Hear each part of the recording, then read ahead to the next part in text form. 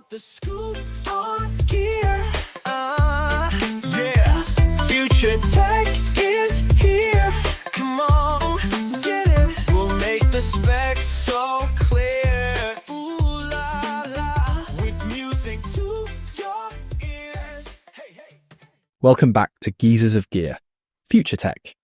I'm Chris, and today we're going behind the scenes of one of the biggest live events on the planet, Super Bowl LX. And I'm Lacy. We're talking about the folks who literally lit up Bad Bunny's Apple Music halftime show, Pyrotecnico, and how they pulled off a huge pyrotechnic package without blowing up the game or the broadcast. Yeah, this wasn't a couple of gerbs on a riser. Pyrotechnico had just under 9,800 effects in play. Coloured smoke, fireworks, and a massive finale with illuminated Puerto Rican flags, spread across hundreds of positions all over Levi's stadium. For anyone not living in this world, that basically means every edge of the field, the roof line, the upper bowl, all turned into controlled launch points. It's like wrapping the whole stadium in a pyro rig. And this was their 6th consecutive Super Bowl. For LX, they touched almost every big TV moment. Green Day's opening ceremony, the national anthem, player entrances, Bad Bunny's halftime set, and the championship trophy celebration. Plus a serious amount of logistics. 2 full semi-trucks and a box truck just for equipment and product. Miles of cable, racks, field carts, and the control hardware. It's basically a touring show dropped onto an NFL field for one night. And they didn't do it with a skeleton crew. Their own release calls out more than 50 in-house experts on the project. Designers, project managers, safety leads, technicians from across the country. That tells you how seriously they treat this stuff. I love that safety leads gets called out right alongside designers. That's not just a line item. That's a dedicated human whose whole job is, are we inside the rules? Is the risk acceptable? Are we following the plan? And all of it's driven from digital pyro control. Think of a lighting console that just happens to trigger explosives. Every cue is time-coded to the music and the broadcast. When Bad Bunny hits that final vocal, those Puerto Rican flags in the finale and the rooftop hits happen right on the beat. Bob Ross, Pyrotechnico's COO, said the goal was to support the artist's vision, take the energy already happening on the field, and carry it through the final moments. So that big finale isn't just noise, it's part of how he tells the story of Puerto Rico on the world's biggest stage. Exactly. Pyro here isn't a random fireworks show bolted on. It's another design department, just like lighting and video, with the extra twist that it's heavily regulated and can go very wrong if you're casual about it.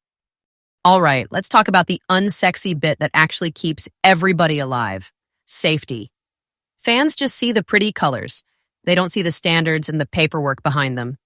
If you're firing pyro in front of a live audience in 2026, your main playbook is NFPA 1126, the standard for the use of pyrotechnics before a proximate audience. That's what covers indoor and stadium-style effects, where the crowd and performers are pretty close. Then you layer in other pieces. NFPA 1123 for traditional outdoor fireworks, NFPA 160 for flame effects, and OSHA's World, Emergency Action Plans, Fire Prevention, Hazardous Materials Rules. Pyrotechnico's team at the Super Bowl is constantly threading the needle between creativity and compliance. Those standards drive really practical stuff. Separation distances, for example. How far the audience, players, and performers have to be from each device. NFPA 1126 uses rules of thumb like 15 feet minimum or twice the fallout radius, whichever is greater. Then you add wind, sightlines, cameras. It gets very real, very fast. And it's not just the stands. You've got dancers on the field, camera ops sprinting around, cable wranglers, the artist, stagehands. There are a lot of soft, squishy humans between those launch positions and the tunnels. That's why the team structure matters. Designers are plotting where every single device lives. Project managers are dealing with the league, the venue, and the broadcaster. Safety leads turn NFPA and OSHA guidance into concrete checklists. Then technicians physically install, aim, and test everything. And you're doing it all under the eye of the authority having jurisdiction, usually the local fire marshal and sometimes state inspectors. You don't rock up to Levi's stadium and say, "Trust me, it'll be fine." You submit drawings, device lists, and emergency procedures weeks in advance. On site, you've got rehearsals, often with reduced loads, to check timing, fallout, and camera framing. OSHA guidance for fireworks displays talks about pre-display checklists, no open flames within 50 feet of product, limiting who's allowed in the discharge area. It's all designed to make the live show feel boring from a risk perspective. People forget about smoke, too. We've all done shows where the fog looks cool until you can't see the exits and the fire alarm is yelling at you. In a halftime show, they've got to coordinate pyro smoke, atmospherics, and the stadium HVAC so they don't blind cameras or set off sprinklers mid-song. Modern systems help. Digital firing with key switches and deadman controls instead of hand-lighting fuses. Spotters assigned to watch for misfires or drift. Firewatch and EMS staged before, during, and after the show. And after the last cue, you still do that very unrock and roll walk around looking for duds before anyone else hits the field. It's the least glamorous job in the stadium, but it's the kind of discipline that lets a crew come back year after year. The audience never notices, which is exactly how you want it. So if you're not doing the Super Bowl, maybe you're on a 5,000 cap tour with a bit of proximate pyro, what can you actually steal from this? The good news is, a lot. You probably won't have 50 people, but you can still build a real pyro plan, still reference NFPA 1126, and still talk to the fire marshal and venue safety team early, instead of trying to sneak a few effects through the loading dock. From the production side, my big one is bring a licensed, experienced operator in at the design stage. Don't bolt pyro on later. Put them on the advance calls. Build their safety needs into the schedule. Load in windows, rehearsal time, and post-show sweeps. And ask better questions. Are we compliant with NFPA 1126 for this room? What's our separation distance to the crowd and the band? Who signs off? The AHJ? The venue? Both? How are we storing and securing product on site? If the answers feel vague, that's a red flag. Creatively, the Super Bowl also proves that pyro works best when it's integrated. When lighting, lasers, cryo, drones, and pyro are designed together, you get what Pyrotecnico and Bad Bunny did. The effects extend the story instead of fighting with it.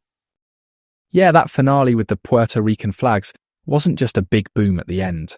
It was synced with the music, the choreography, the cameras, and it carried his cultural message out to a global audience. That's the level to aim for, even in a smaller arena. And if you're a fan, next time you're at a game or a big concert and something explodes in a good way, just know there's probably a little army of planners, safety leads, and techs who made sure you only had to think about how cool it looked. Exactly. The magic works because the safety is boring. When safety stops being boring, you end up on the news for all the wrong reasons. Pyrotechnico's work at Super Bowl LX is a pretty great example of getting that balance right. All right, let's land this plane. Chris, closing thoughts for the pyro nerds and the normals?